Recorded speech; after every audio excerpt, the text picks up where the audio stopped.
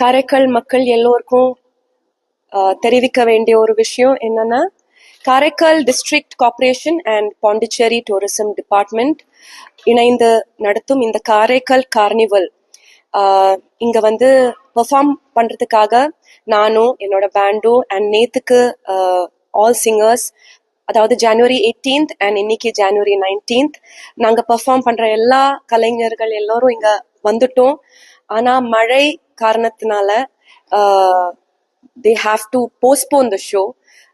மழை இருக்கும்போது it's risky to operate the sound system and sound system work ஆகாது and பார்க்க வர்ற எல்லோருக்கும் கம்ஃபர்டபுளா இருக்காது.